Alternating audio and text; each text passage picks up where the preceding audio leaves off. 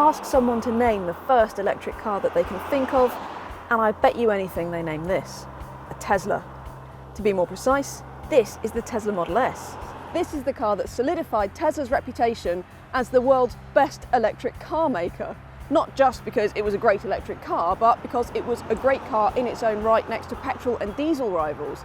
It was actually competitive in terms of its practicality, its usability, its range, even in terms of its costs. It actually made a lot of sense. So it was genuinely a revolution. But things have moved on because the electric competition has finally arrived. Audi, Mercedes, BMW, Jaguar, Volvo, Volkswagen, you name it, there are plug-in hybrid or electric rivals either here or arriving very soon. So, with that in mind, is the Tesla Model S still the best premium electric car? Well, it's certainly easy to charge up. The socket is hidden neatly in the rear light cluster and can be opened via the screen or, more conveniently, via a button on the charging cable. The Type 2, domestic plug and industrial 3-pin plugs it comes with will give you access to most public chargers, although you'll have to buy a converter for the Model S to be able to charge up at the ordinary public CCS rapid chargers that are common in motorway services. A standard 7 kilowatt home charger gets you an 80% charge in some 8 hours, or Tesla offers an even more powerful wall charger that will reduce that to under 6 hours. Of course, you have access to Tesla's so-called supercharger network, which will give you the same amount of charge in just half an hour. You do get 400 kilowatts of free credit each year for the superchargers, or about 1,000 miles of range, but you'll be paying to use them as well as other public rapid chargers after that. Bear in mind that any battery pack as big as the Tesla's is going to take days to charge up, even to 80% from a domestic socket, so that should really be considered an emergency backup charging method only. Now, there is nothing about the way this thing goes down the road that makes you think that it's actually the OAP of its class. This is actually the 75D model that we have here, which is the cheapest of the Model S's, although I'm not sure how many people would class sort of £75,000 as cheap.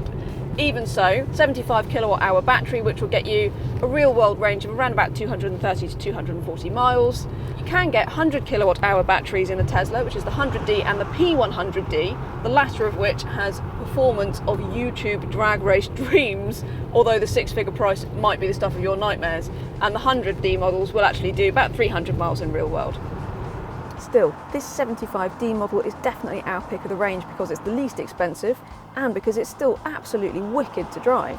A bit sledgehammer-like, there's less finesse than a Jaguar I-Pace for sure, but it's still really sure-footed and precise in the way it goes through corners. One of the things that Tesla does really well is infotainment, because you get this huge screen, there's not really any buttons on the dash at all, and it updates just like your phone does. Remarkably, your car is all of a sudden the very latest in infotainment technology. You do have to get used to where some of the controls are, but generally it's really easy to use. The screen quality is pretty much second to none. You get the digital screen behind the wheel, which is great as well.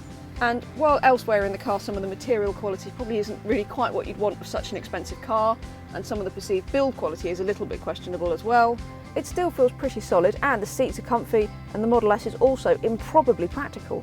There's limo-style lounging room in the back, and a big boot in the front and back of the car.